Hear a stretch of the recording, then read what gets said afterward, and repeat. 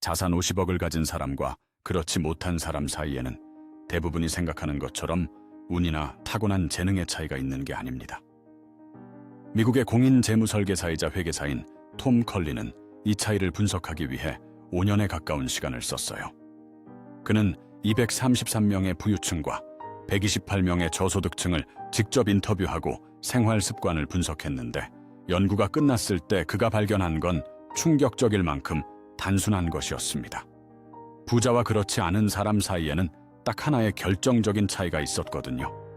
어떤 행동을 하느냐가 아니라 어떤 행동을 하지 않느냐였습니다. 그리고 그 5가지는 여러분이 오늘도 아마 하셨을 수 있어요. 사실 이걸 처음 읽었을 때 많은 사람들은 불편할 수도 있어요. 부자들이 안 하는 것들을 내가 매일 하고 있다는 게 그 목록이 하나씩 나올 때마다 조금씩 불편해지거든요. 그런데 그 불편함이 중요한 거예요.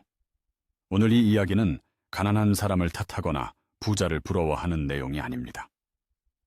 톰 컬리의 저서 리치 헤빗 그리고 경제학자 토마스 스탠리가 20년에 걸쳐 수천 명의 미국 백만장자를 추적한 연구서 더 밀리어네어 넥스트 도어가 공통으로 말하는 건 단 하나예요. 몰라서 안 한 것들이 있다는 겁니다. 알았더라면 분명히 달라졌을 그런 행동들이요. 지금부터 하나씩 꺼내드리겠습니다. 첫 번째, 충동 소비입니다. 한국의 직장인 A씨는 매달 월급날 아침마다 기분이 좋았어요. 밀린 청구서를 갚고 나면 남는 돈으로 오늘 하루쯤은 내가 원하는 걸 사도 되지 않을까 하는 생각이 드는 거죠. 특별히 필요한 건 아니었어요. 그냥 눈에 들어온 신발, 마음에 든 가방, 세일 중인 전자기기, 하나에 5만 원, 7만 원, 많아야 15만 원. 별것 아닌 것 같았습니다. 그런데 1년이 지나고 통장을 열었을 때 남은 게 없었어요.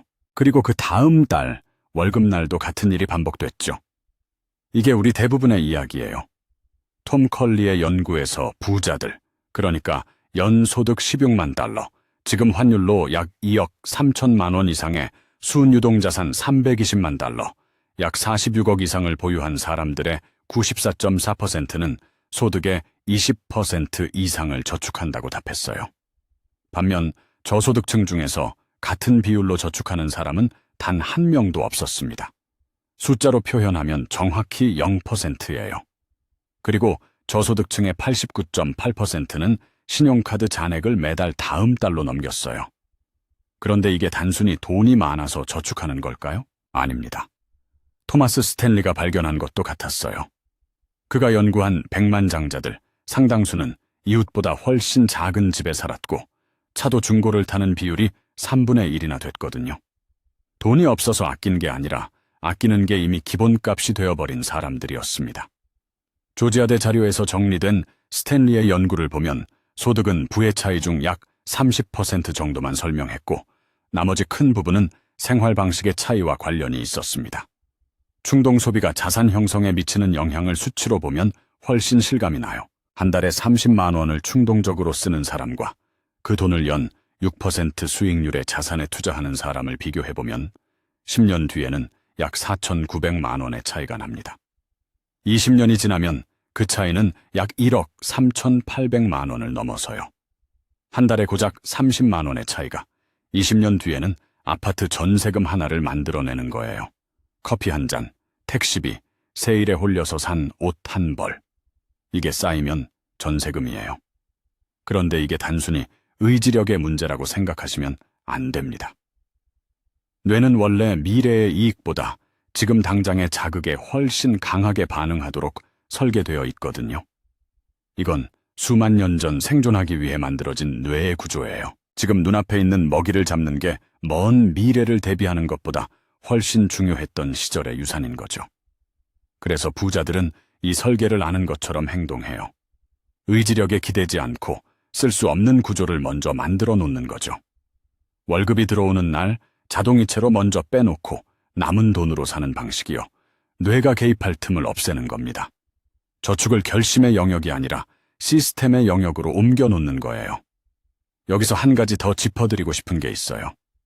충동 소비를 막는 가장 좋은 방법이 의지력이라고 생각하는 분들이 많은데 사실 의지력은 하루에도 수십 번 결정을 내리면서 조금씩 소진되거든요. 아침부터 저녁까지 일하고 판단하고 대화하다 보면 퇴근할 때쯤에는 의지력이 바닥난 상태예요. 그래서 충동 소비는 주로 저녁에 피곤할 때, 스트레스를 받을 때 가장 많이 발생합니다. 이걸 아는 부자들은 피곤하지 않을 때, 즉 시스템을 설계할 때 결정을 내려요. 그게 자동이체예요. 두 번째, 비교입니다. 이건 처음에 들으면 잘 실감이 안 날 수 있어요. 비교가 뭐가 문제냐고요? 그런데 이게 얼마나 조용히, 얼마나 확실하게 재정을 망가뜨리는지 보면 생각이 달라집니다. 토마스 스탠리는 연구를 하다가 흥미로운 역설을 발견했어요. 수억 원의 연봉을 받는 의사와 변호사들이 왜 의외로 자산이 적은지를 분석했거든요. 결론은 단 하나였습니다. 비교가 소비를 만들고 소비가 저축을 죽인다는 거였어요. 연봉이 높아질수록 주변 사람들의 기준도 높아지고 그 사람들과 비슷해 보이기 위한 지출도 따라 올라가는 거죠. 명품 가방, 고급 차, 강남의 레스토랑. 그게 삶의 기준이 되어버리면 아무리 많이 벌어도 아무것도 남지 않아요. 연봉 2억을 버는데 통장이 비어있는 사람들이 실제로 존재하는 이유가 이거예요. 스탠리는 이 현상을 두고 이렇게 표현했습니다.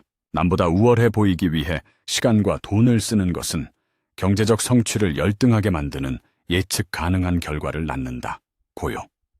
그리고 그가 연구한 실질적인 부자들은 이웃보다 훨씬 적게 쓰면서 이웃보다 3배 많은 자산을 갖고 있었어요. 남과 비교하지 않으니 남의 시선을 위해 돈을 쓸 이유도 없었던 거죠. 그런데 지금 우리가 살고 있는 환경을 한번 생각해 보세요.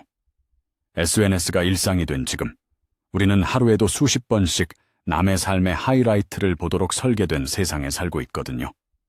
누군가의 해외여행 사진, 새로 뽑은 차, 핫플레이스의 식사, 그걸 볼 때마다 뇌 안에서 아주 조용하게 무언가가 작동해요. 비교가 시작되는 거죠. 그리고 그날 저녁, 우리는 자기도 모르게 뭔가를 검색하기 시작합니다. 이건 의지력의 문제가 아니에요. 수조 원짜리 회사들이 이 비교 심리를 최대한 자극하도록 알고리즘을 만들었거든요. 우리는 그 시스템 안에서 살면서 매일 나도 모르게 지갑을 열고 있는 거예요. 그리고 그걸 자발적인 선택이라고 느끼고 있는 거죠. 럭셔리 브랜드나 고급 소비 이미지에 반복적으로 노출되면 사람들의 비교 심리와 구매 의향이 영향을 받는다는 연구들이 있어요. 하버드 비즈니스 스쿨 연구에서도 럭셔리 이미지 노출이 사람의 자기인식과 행동에 영향을 줄 수 있다는 내용이 확인됩니다. 그러니까 SNS에서 남의 고급 소비를 반복해서 보는 것만으로도 내 소비 기준이 조금씩 올라가는 거예요. 우리가 알아차리기도 전에요. 톰 컬리의 연구에서 저소득층의 78.9%가 주변 사람에 대한 이야기를 자주 했는데 부자들 중 같은 행동을 하는 비율은 6%에 불과했어요. 단순히 예의의 문제가 아닙니다. 남을 자주 의식하는 사람일수록 남에게 맞춰 소비하는 경향이 강해지거든요. 비교는 생각보다 훨씬 넓은 영역에서 조용하게 재정을 갉아먹고 있어요. 세 번째, 단기 베팅입니다.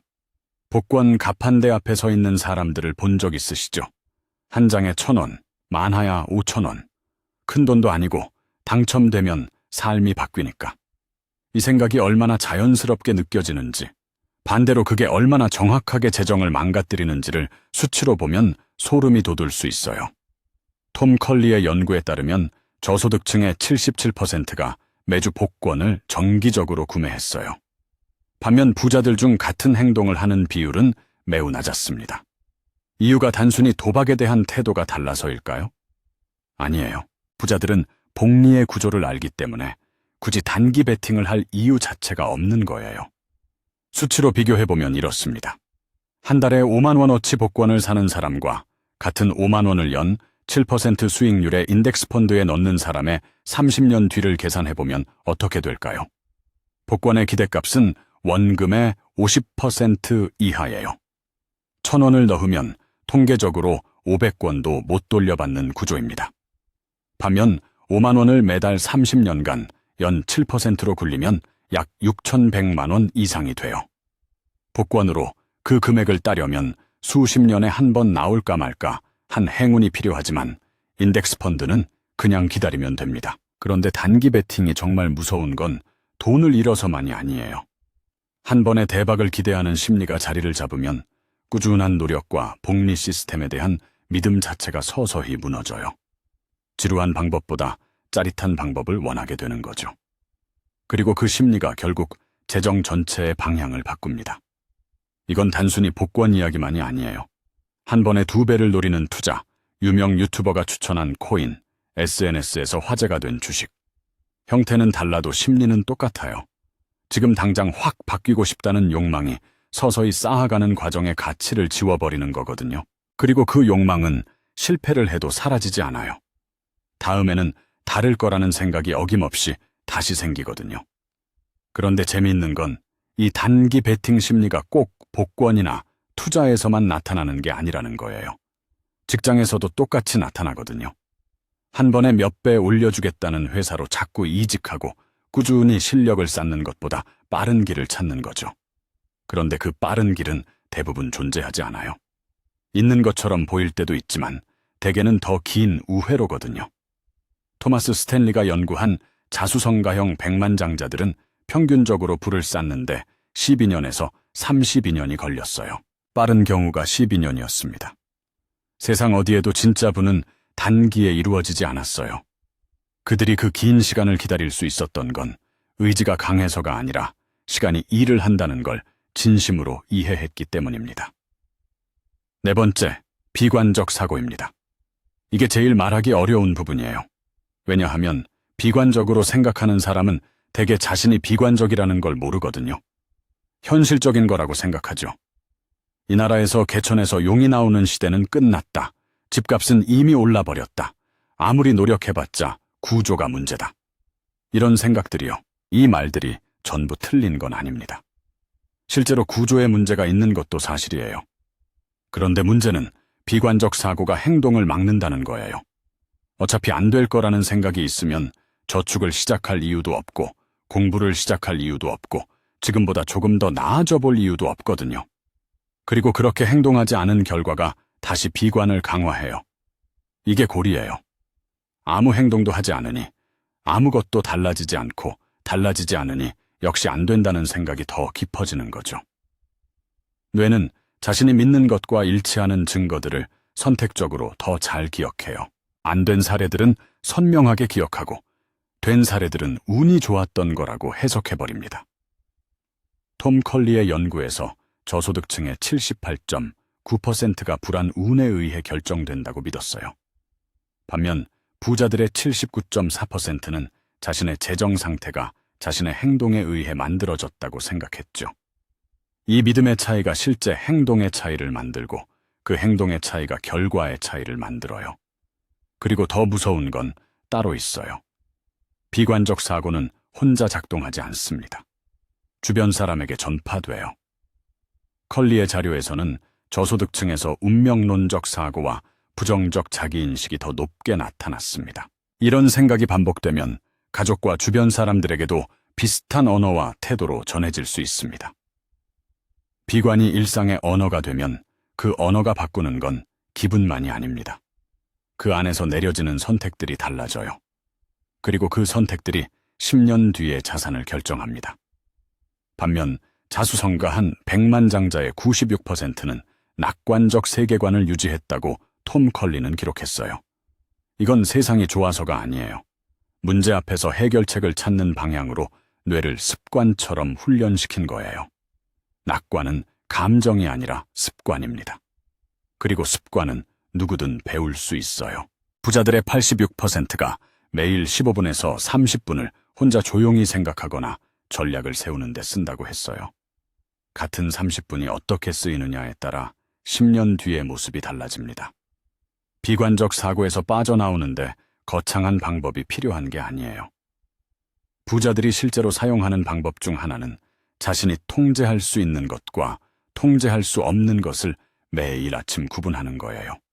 집값이 오른 것, 금리가 오른 것, 경기가 안 좋은 것. 이건 내가 어떻게 할 수 없어요. 하지만 오늘 30분을 어디에 쓸지, 이번 달 저축을 몇만 원 늘릴지는 내가 결정할 수 있거든요. 비관이 강한 사람일수록 통제할 수 없는 것에 에너지를 쏟아요. 부자들은 통제할 수 있는 것에만 집중합니다. 다섯 번째, 무계획 시간 사용입니다. 이게 5가지 중에서 가장 조용하게, 가장 확실하게 삶의 방향을 바꾸는 것이라고 생각해요.